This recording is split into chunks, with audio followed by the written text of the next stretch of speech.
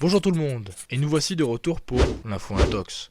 Entre informations vraies et informations fausses, retour sur des moments cultes du sport. Et aujourd'hui, pour ce second numéro, nous allons évoquer les records oubliés des sportives françaises. En effet, avant de rentrer dans le vif du sujet, il est important de rappeler les déséquilibres qui existaient et qui perdurent dans l'accès au sport. Effectivement, en guise d'illustration, au début des Jeux Olympiques, les femmes ne pouvaient exercer uniquement les sports qui étaient compatibles avec leur féminité. Une figure de proue du combat pour l'intégration des femmes dans le sport, au début du XXe, était Alice Mia. Elle réclamait l'entrée des femmes dans tous les sports en mettant en avant que l'argument de la fragilité naturelle n'était pas tenable, comme l'avait démontré la Première Guerre mondiale. Mais il s'agit d'un long et éprouvant combat. Il faudra, grosso modo, attendre les années 70-80 pour voir des avancées significatives, avec notamment la position des Nations Unies qui encourage la présence de femmes. On peut noter que depuis 1991, les nouvelles disciplines olympiques doivent impérativement être mixtes. Après ce bref retour en arrière, sommaire. Lancer de disque, sprint et foot. Débutons tout de suite. Les 5 premiers records du monde de la discipline du lancer du disque ont été détenus par des Françaises. Un faux ou un tox. Et il s'agit d'une intox. En effet, depuis la féminisation de la discipline, 55 records du monde de la discipline ont été homologués. Les Françaises ont en effet été les plus performantes au début. Effectivement, les 4 premiers records du monde, et non 5, ont été détenus par des Françaises. La première a été Yvonne Tambouré, avec un lancer à 27,39 m en septembre 1923, après être devenue championne de France en juillet de cette même année. Mais elle est rapidement détrônée par Lucie Petit en 1924 par 2 fois, avec des lancers à 27,70 m puis 28,32 m. Un record du monde français puisque l'athlète concourait sous les couleurs françaises entre 1921 et 1927 avant de participer aux Jeux Olympiques d'Amsterdam pour la Belgique. Mais ce record aussi ne tiendra pas longtemps, puisqu'en 1924, Lucienne Vellu améliore la marque en 30 m 225. Une sportive spécialiste du lancer, puisqu'elle fut 8 fois championne de France du lancer du poids. Lucienne Vellu était une sportive ayant des facilités dans de nombreux domaines, tels que le basket, sport dans lequel elle était capitaine de l'équipe de France. Elle excellait également sur le 100 mètres, le 200 mètres. Cependant, le 5e record du monde du lancer du disque de l'histoire ne fut pas français, puisqu'il a été détenu par la Tchécoslovaque Maria Vidlakova en 31,15 m à partir de 1926.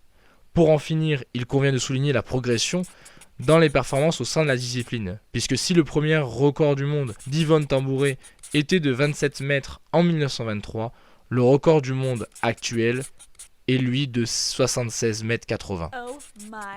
Il s'agit donc d'une information fausse. Continuons et parlons d'athlétisme, parlons de sprint. Christine Aron est sans doute une des plus grandes athlètes françaises de l'histoire grâce à son incroyable palmarès avec 2 médailles d'or, une européenne et un titre de championne du monde. Proposition. Christine Aron a détenu le record du monde sur 100 mètres. Un faux ou un tox? Et il s'agit d'une information fausse.